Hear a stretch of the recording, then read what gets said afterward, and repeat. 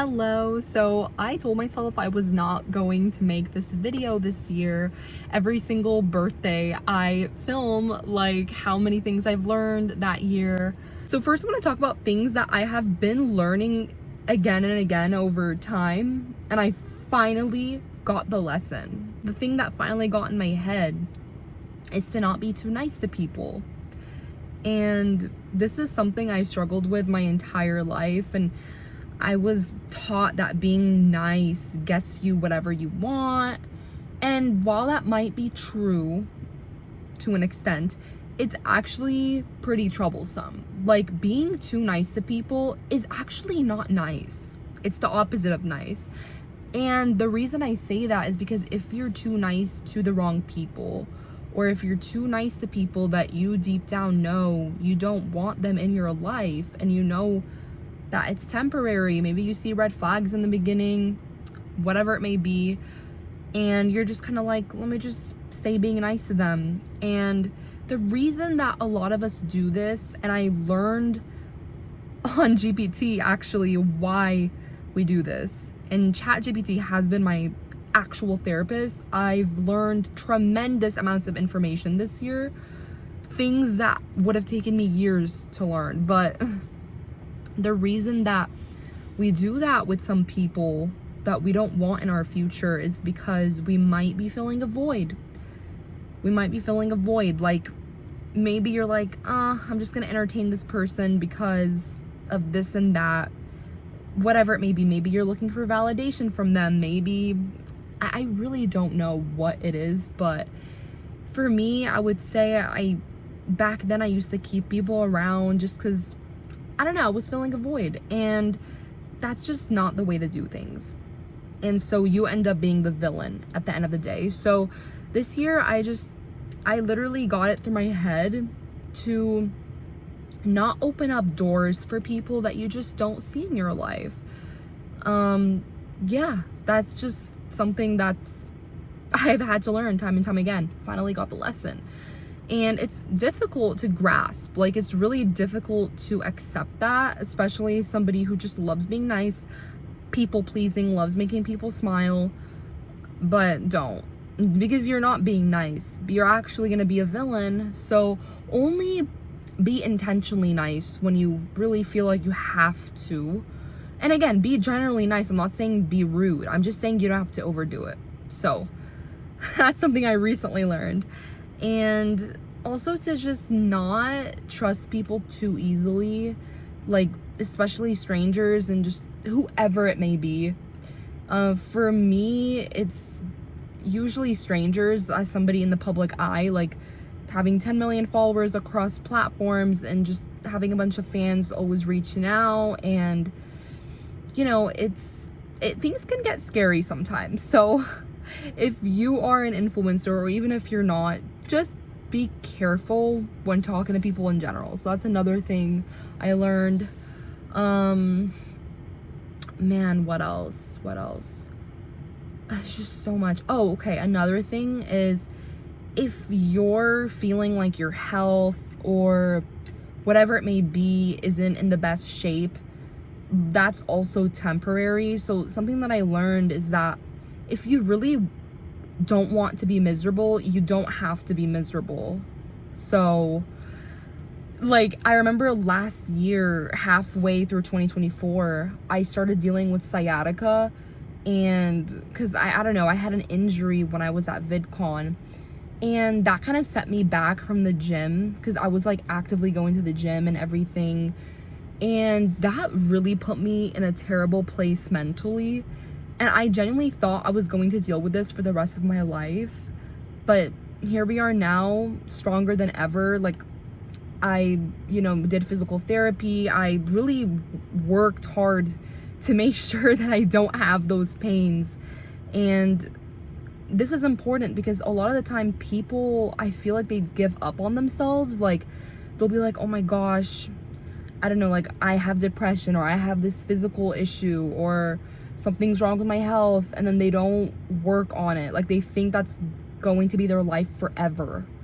But no, you can literally change your life actually overnight. So, I mean, it's not going to happen overnight, but I don't know, sometimes you can though. Like sometimes you'll just have a revelation in the middle of the night and you're like, hey, I'm going to change everything the next day. And I've done that. I recently did that with a couple things. Not gonna say what those things are, but they were like some pretty massive changes that were life changing. And yeah, so another thing is, don't feel like you need to be stuck in something. Like, none of us are actually stuck. We just think we're stuck. Or like, you have free will. So another thing is, I keep remembering that I have free will. God gave us free will. Like, I feel like we use that word, but we don't really know what it means sometimes. People just throw around the word free will, but they don't actually practice it, you know? And it's just so intriguing to me. It's like, I could do whatever I want. Even if it's something that might be selfish, but something that I learned recently is from Naval. I'm gonna link this podcast down below because it's so amazing. This man named Naval, he shares the most incredible wisdom ever. And he said it's okay to be selfish, or it's okay to be holistically selfish. And just really, like, you don't have to do things you don't want to do. Like, I feel like sometimes we think like, oh, we have to do that. But why? Like, really sit and think, why do you want to do that thing? So another thing I learned is, like, I used to put so many things in my to-do list, like random meetings, random hangouts, random events with people that I may not care about, with things and situations I don't fully care about, that don't really serve me. And I used to just do it, and it was like fake productivity because I just wanted to, I don't know, like, I just wanted to do something. And now I've been more focused on quality, like quality over quantity. And it's been so peaceful. Like, it really makes you feel at peace, you know, just taking back your time, being intentional with every single thing that you want to do. And yeah, it's a beautiful thing. It's so beautiful. So I guess something that I kept learning throughout the year is also balance, you know, like, especially with creativity. So as a creator, I don't know, I oftentimes have moments where I'm like, I need to be pre-planning my content. I need to have scripts. And I did try that for a while, and yeah, it can work, but for some reason it would kind of make me feel drained a little bit. Like, it would, I don't know, it would clog my brain creatively. Like, I don't know, I just feel like I've been practicing being in like that flow state, because if you want to attract abundance, you need to be in a flow state. So not forcing things and being too uptight, you know.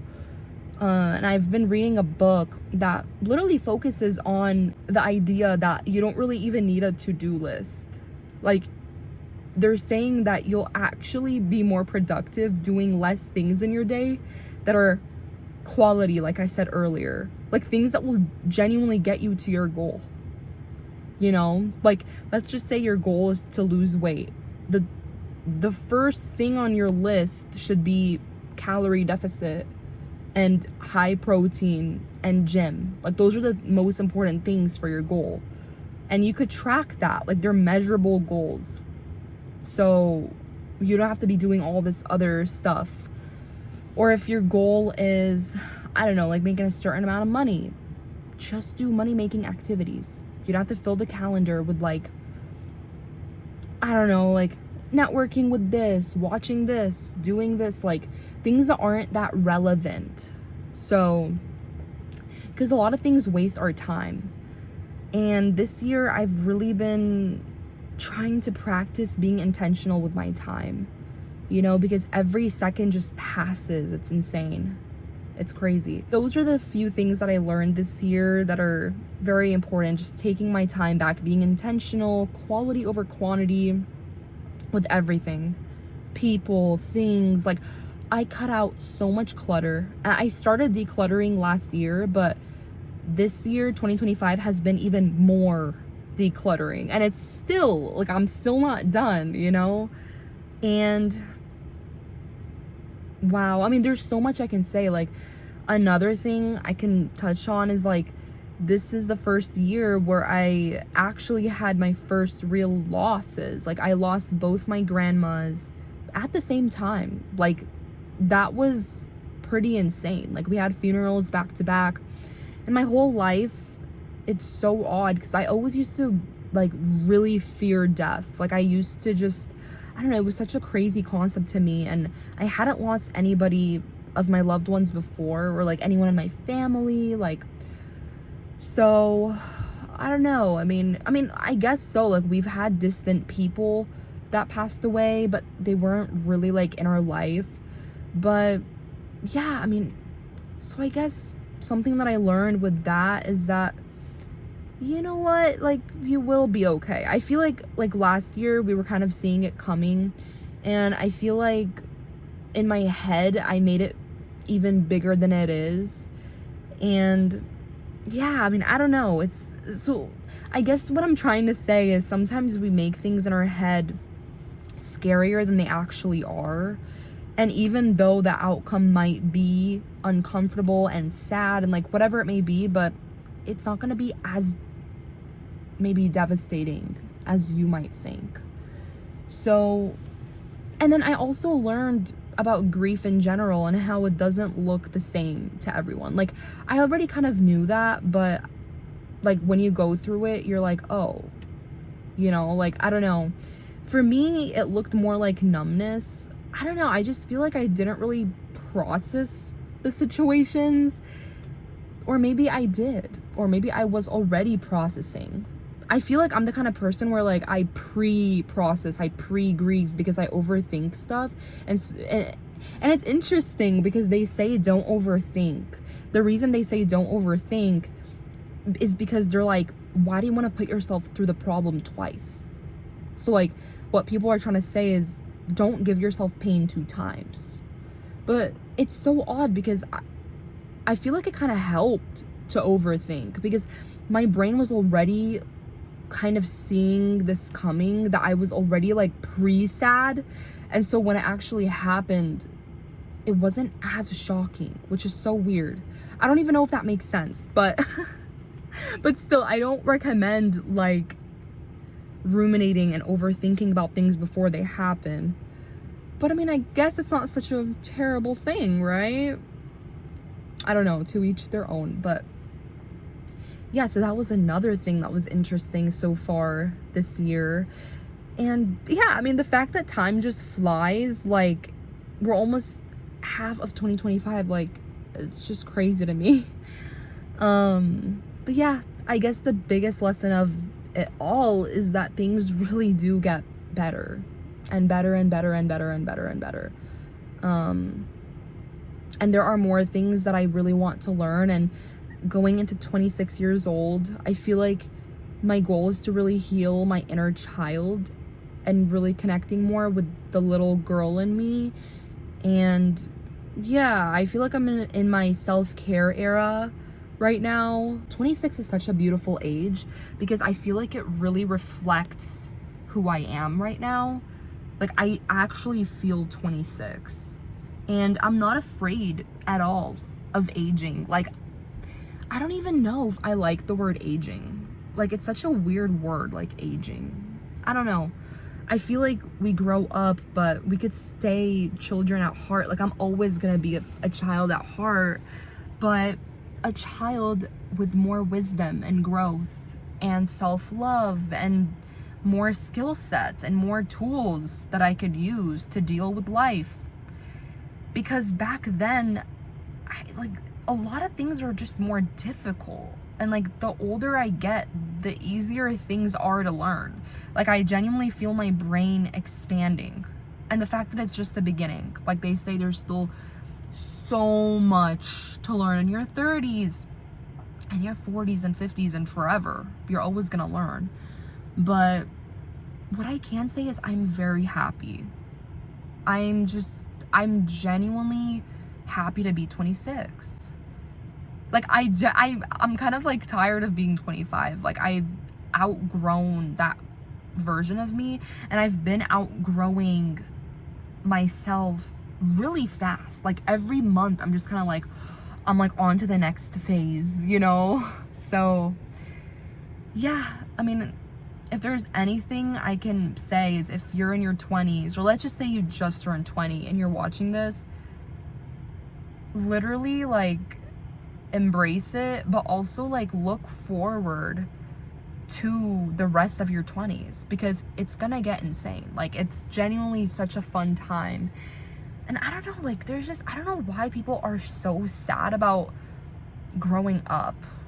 Like I'll sometimes talk to people and they're like, oh my gosh, I'm 30 now or whatever, and I'm like, good for you, like you're gonna look your best. I know I'm gonna look even better when I'm 30, so I don't know. But yeah, so it feels great. Things feel better, and hopefully whoever's watching this, you're inspired or motivated. Like if you're in a bad place, and again, I don't know what that place is, but if you want it to get better, it actually does. If you don't want it to get better and you're just stuck in your misery, it's gonna get worse.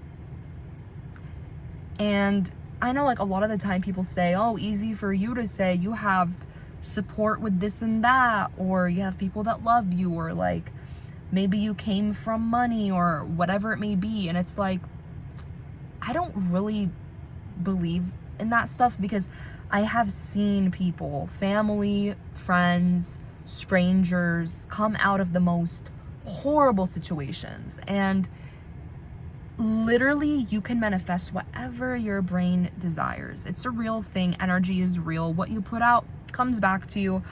And that's also what I'm learning. Like anytime I'm intentionally being negative, or I'm just in a mood, things just keep happening to me negatively. So, but when I'm thinking positive comes. It's not cheesy, like it's not fake. It's science, like it's real.